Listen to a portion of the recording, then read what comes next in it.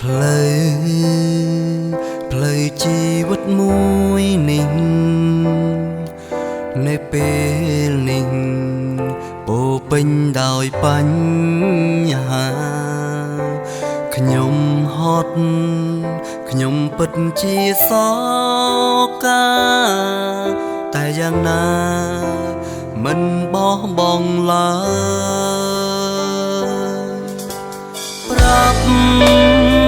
ខ្លួនឯងត្រូវតែរឹងមាំទោះជួបរឿង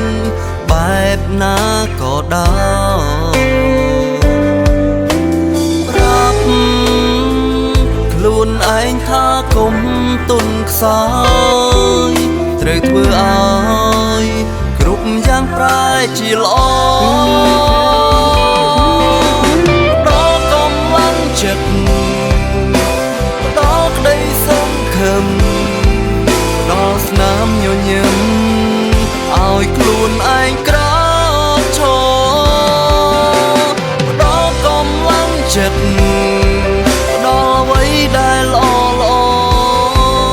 ដល់ឲ្យខ្លួនឯងកុំរងចាំអ្នកផ្សេងផ្ដល់ឲ្យយើង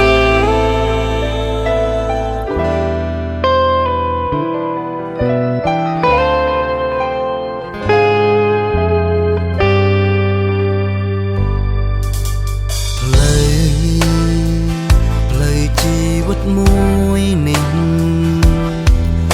នៅពេលនេះពោពេញដោយបញ្ហា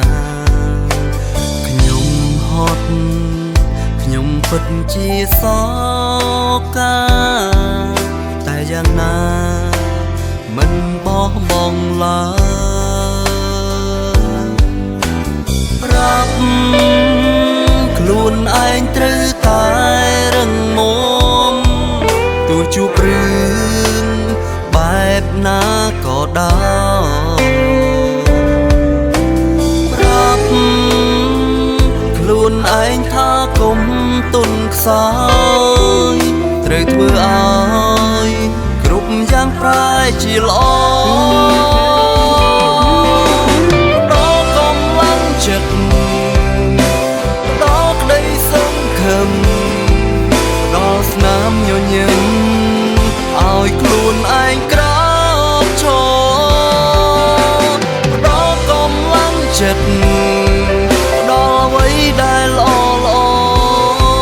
ផ្ដល់ឲ្យខ្លួនឯងកុំរងចាំអ្នកផ្សេងផ្ដល់ឲ្យយើងមានអ្នកណាដឹងសុខទុក្ខយើងជាងយើងខ្លួនឯងទេ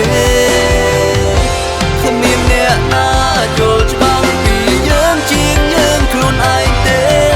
ត្រូវចេះលួងលោមហើយលើកទឹកចិត្តខ្លួនឯង